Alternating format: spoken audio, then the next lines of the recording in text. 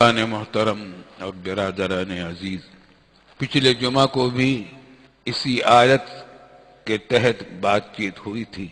اس آیت کا ترجمہ یہ ہے کہ یا ایھا الذین آمنو، اے ایمان والو، ادخلوا فی السلم کافہ، اسلام میں پورے کے پورے داخل ہو جاؤ، یعنی مومن تو تم ہو۔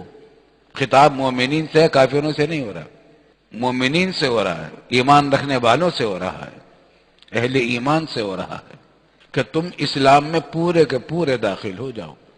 وَلَا تَتَّبِعُوا خُطُوَاتِ الشَّيْطَانِ، اور شیطان کے نقش قدم پر مت چلو، شیطان کی پیروی نہ کرو۔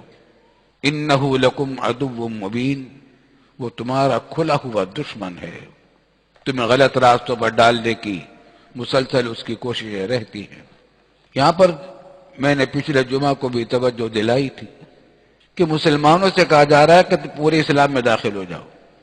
کیا مطلب ہے؟ کہ صرف ایمان کافی نہیں، ایمان الحمدللہ ہمارے پاس بہت بڑی دولت ہے، اس کائنات میں اس سے بڑی دولت انسان کے لیے کوئی نہیں ہے۔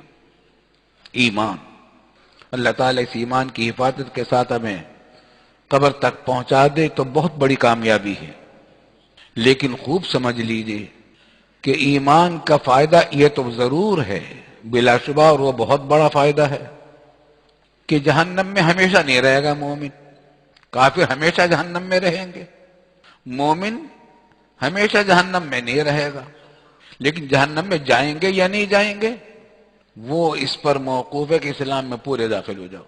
جو لوگ اسلام میں پورے داخل ہو جائیں گے وہ جہنم میں جانے سے بھی بچیں گے، ہمیشہ رہنے سے بھی بچ جائیں گے، سیدھے جنت میں جائیں گے۔ ہمیں اللہ تعالیٰ انہیں میں شامل فرما دے۔ میں نے عرض کیا تھا کہ اسلام صرف کوئی مذہب نہیں بلکہ دین ہے۔ مذہب کا تعلق صرف عقائد سے ہوتا ہے، ایمان سے ہوتا ہے، جو بھی ان کا ایمان ہو، جو بھی ان کا عقیدہ ہو دوسرے مذہب کے لوگوں کا۔ عبادتوں سے ہوتا ہے، کچھ رسمی عبادتیں ہوتی ہیں، ہم اللہ کی عبادت کرتے ہیں، وہ بتوں کی پرستش کرتے ہیں یا کسی اور چیز کی۔ کچھ اخلاقیات ہوتے ہیں کہ بھئی دوسروں کے ساتھ اچھی طریقے سے بات کرو، اچھا معاملہ کرو، برائی نہ کرو، بس اتنا ہوتا ہے۔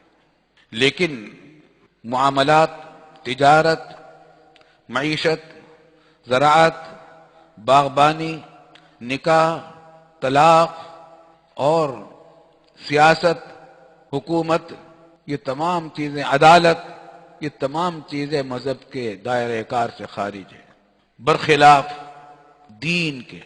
دین نام ہے زندگی کے طرز عمل کا، پوری زندگی کا نظام، پوری زندگی کا دستور العمل۔ زندگی صبح سے لے کر شام تک ہم کتنے اعمال کرتے ہیں، کتنے طرح طرح کے عمل کرتے ہیں، کہاں کہاں جاتے ہیں، کون کون ہم سے ملتا ہے، ہر وقت ہر جگہ پر ہم سے کچھ نہ کچھ کسی حکم شرعی کا تعلق ہے، کیونکہ زندگی کا طرز زندگی کا نام ہے اسلام۔ پوری زندگی اسلام کے سانچے میں ڈھلی ہوئی ہو۔ قرآن کریم یہ کہہ رہا ہے کہ اسلام کے سانچے میں ڈھال لو اپنے آپ کو۔ ایمان بڑی دولت ہے، اللہ کا شکر ادا کرو۔ نماز اور عبادتیں بہت بڑی دولت ہے، اللہ تعالیٰ کا شکر ادا کرو۔ اگر نماز اللہ نے تمہیں توفیق دے رکھی ہے، حج کی، روزوں کی، ذکر اللہ کی، تلاوت کی، بہت بڑی دولت ہے۔ بلکہ ایسی دولت ہے کہ عبادت تو ایسی چیز ہے کہ پیدا ہی کیا گیا ہے انسان کو عبادت کے لیے۔ وَمَا خَلَقْتُ الْجِنَّ وَالْإِنسَ إِلَّا لِيَعْبُدُونَ۔ اللہ تعالیٰ نے فرمایا کہ ہم نے جنات اور انسانوں کو صرف ایک کام کے لیے پیدا کیا، وہ میری بندگی کریں، میری عبادت کریں، میری اطاعت کریں۔ لیکن عبادت موقوف ہے، وہ عبادت کی صحت موقوف ہے، عبادت کی پوری طریقے سے فوائد موقوف ہیں اس بات پر کہ باقی جو چیزیں ہیں، ہمارے معاملات، معاشرت، باطنی اخلاق، یہ بھی ہمارے درست ہو۔ پوری دین، پورا اسلام کیا ہے؟ پورے اسلام میں داخل ہو جاؤ۔ میں نے کہا تھا کہ 5 چیزیں ہیں۔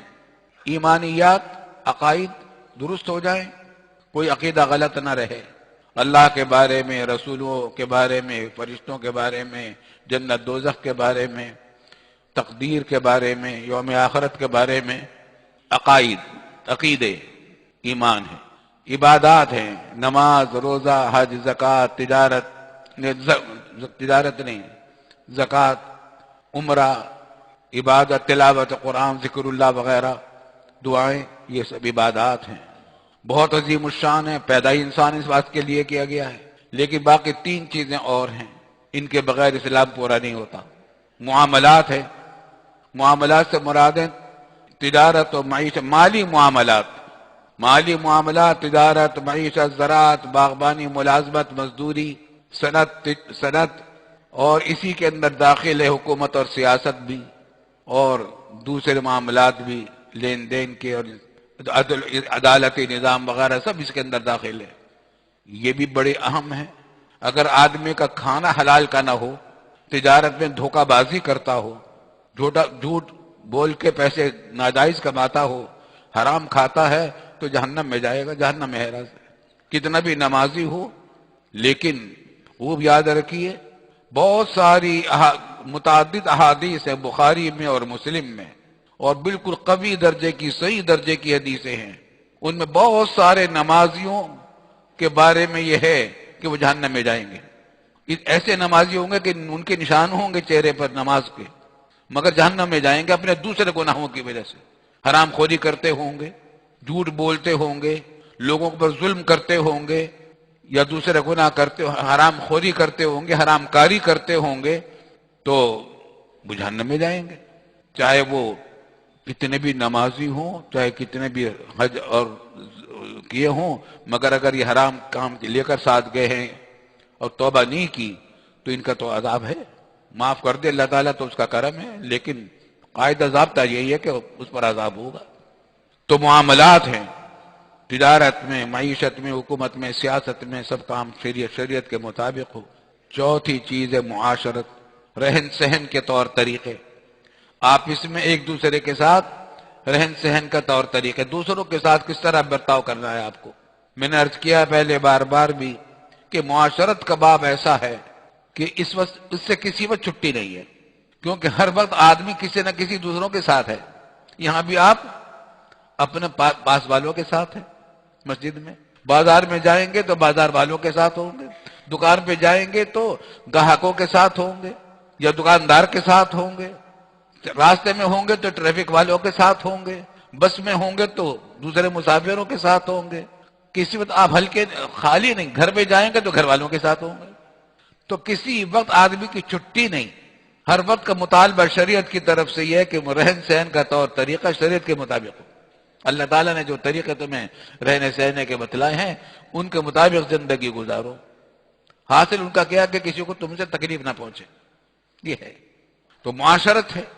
اور پانچویں چیز ہے اخلاقیات، کہ آدمی کے دل میں تکبر نہ ہو، تواضع اور انکساری ہو، بخل نہ ہو بلکہ سخاوت ہو، بزدلی نہ ہو، شجاعت ہو، بہادری ہو، اللہ تعالیٰ کی محبت ہو، اللہ تعالیٰ کا خوف ہو، اللہ رسول اللہ صلی اللہ علیہ وسلم کے اور تمام انبیاء کرام سے محبت ہو، جن چیزوں سے جو اللہ والے لوگ ہیں ان سے محبت ہو، یہ تمام یہ دل کے کام ہیں، دل کی صفات ہے، دل کے اخلاق ہیں، یہ اخلاقیات ہیں۔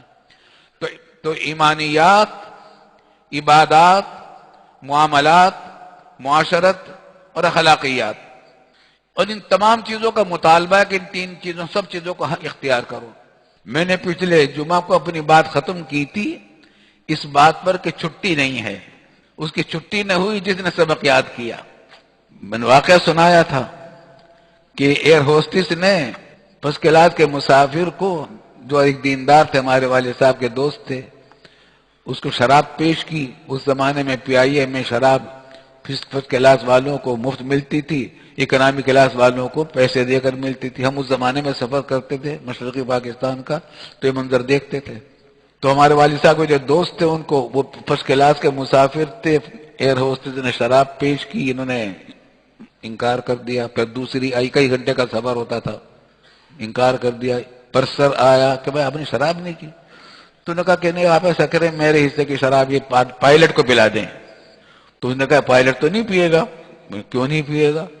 کہ وہ آن ڈیوٹی ہے، وہ تو ڈیوٹی پر ہے۔ کہتے ہیں میں نے کہا کہ میں بھی ڈیوٹی پر ہوں۔ کہا کہ آپ تو سفر میں کیسے؟ کہنے لگے نہیں، مسلمان جہاں ہوتا ہے، جس وقت ہوتا ہے، ڈیوٹی پر ہوتا ہے، میں اس وقت بھی ڈیوٹی پر ہوں۔ تو چھٹی نہیں ہے، چھٹی تو جنت میں ملے گی، چھٹی تو جنت میں ملے گی۔ اللہ تعالیٰ نے جب تک ہمیں یہاں زندہ رکھا ہماری ڈیوٹیاں ہیں، اللہ تعالیٰ توفیق دے اس ڈیوٹی کو سے انجام دینے کی، لیکن خوب سمجھ لیجیے مشکل نہیں ہے، تھوڑی سی احتیاط کی ضرورت ہے، تھوڑے سے دل فکر کی ضرورت ہے، نیت کی اور ارادے اور عزم کی ضرورت ہے۔ دیکھیے دنیا کے بہت بے شمار لوگ صبح سویرے بے شمار لوگ اٹھتے ہیں، دنیا کی اکثریت صبح سویرے اٹھتی ہے اذانوں کے وقت۔ مغربی ممالک میں جائیے آپ، یورپ میں، امریکہ میں، جاپان میں، جتنے ترقی یافتہ ممالک ہیں ان سب میں جائیے، آپ کو طلوع فجر سے کے وقت سے چہل پہل ملے گی اور لوگ اپنے کاموں میں لگے ہوئے ہوں گے۔ کافر ہیں وہ لوگ، لیکن صبح سویرے سے اٹھتے ہیں، وہ جانتے ہیں کہ صبح سویرے اٹھنے سے ہماری صحت بھی اچھی رہتی ہے، وقت میں بھی بہت زیادہ آسانی ہوتی ہے، کاموں میں آسانی ہو جاتی ہے، آدمی تر و تازہ اٹھتا ہے۔ رات کو سویرے سوتے ہیں، 5 بجے چھٹی ہو جاتی ہے، سرکاری دفاتر میں بھی، تجارت کے بازار بھی بند ہو جاتے ہیں تمام ترقی یافتہ ممالک میں، یورپ میں اور امریکہ میں۔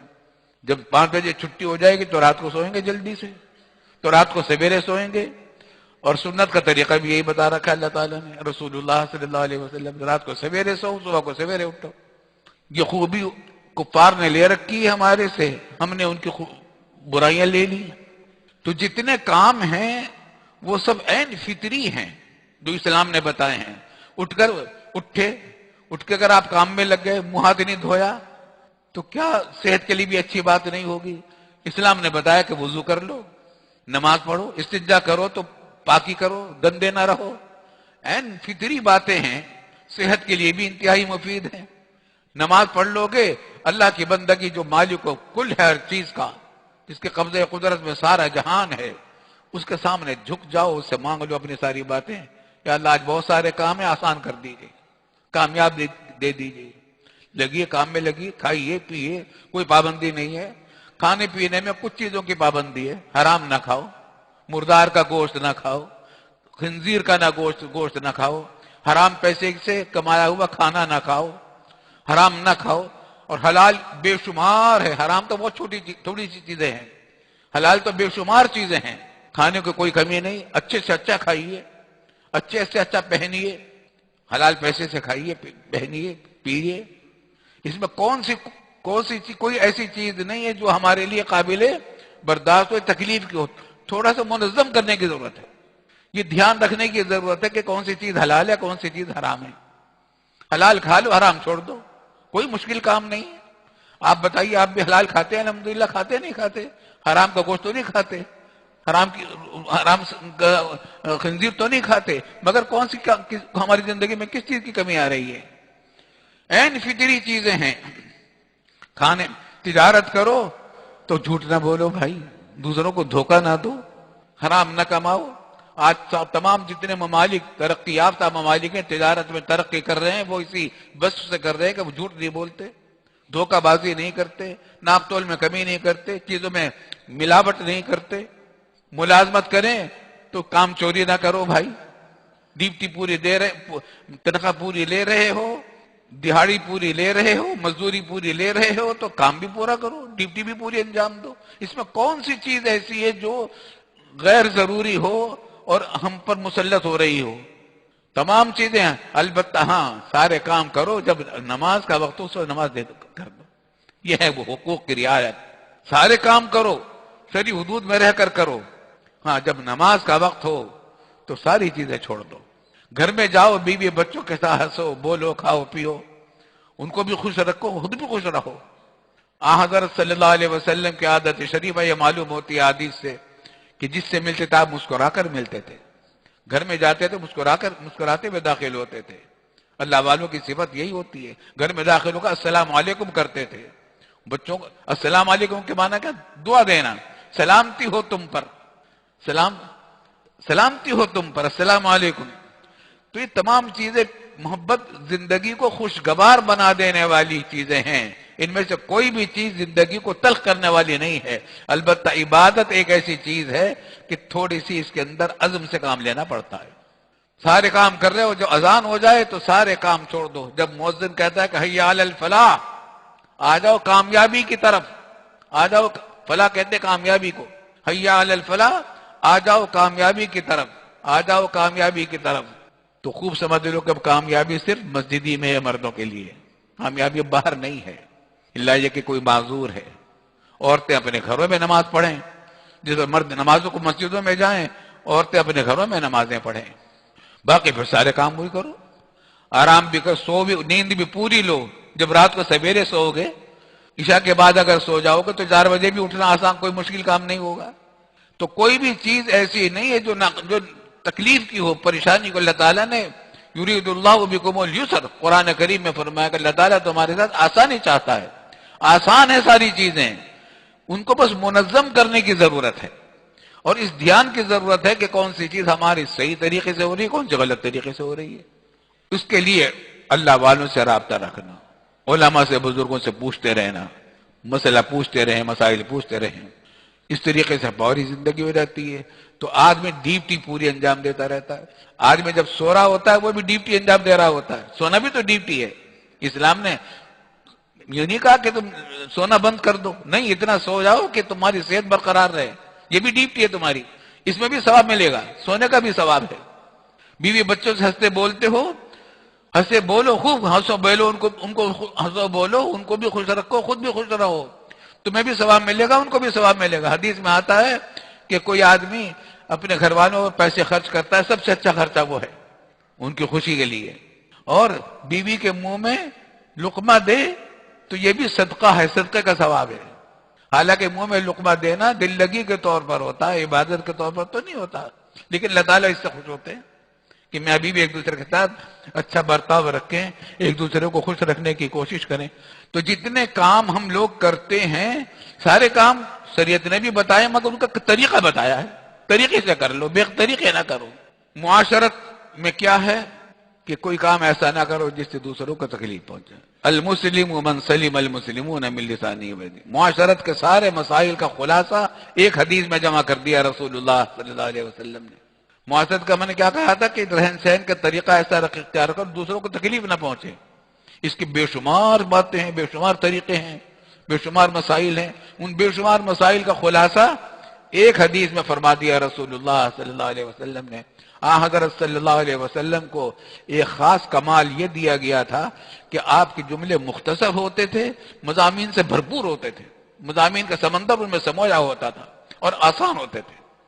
المسلم من سلم المسلمون من لسانه ویدیہ، مسلمان وہ ہوتا ہے جس کی زبان اور ہاتھ سے دوسروں کو تکلیف نہ پہنچے۔ ایسا نہ کام کرو جس سے دوسرے کو تکلیف پہنچے۔ تکلیف پہنچانے، اگر آپ تکلیف نہیں پہنچائیں گے تو آپ کو کوئی تکلیف پہنچے گی؟ آپ کو کوئی مشقت کی بات ہوگی؟ تھوڑا سا روکنے کی بات ہے، تھوڑے سے دھیان کی بات ہے۔ زندگی آسان ہوگی، خوشگوار بنے گی، آپ سے لوگ محبت کریں گے، آپ دوسروں سے محبت کریں گے۔ ساری جھگڑے جو پیش آتے ہیں، بدامنی جو قصے پیش آتے ہیں، قتل و غارت تک نوبت پہنچتی ہے، وہ سب کیا ہوتی ہے؟ یا تو زبان سے کسی کو تکلیف پہنچائی ہے، ویسے کسی اور طریقے سے تکلیف پہنچا دی، اس سے جھگڑے پیدا ہوتے ہیں، عداوتیں پیدا ہوتی ہیں۔ امن و امان کا بہترین نسخہ یہ ہے کہ دوسروں کو تکلیف نہ پہنچائے۔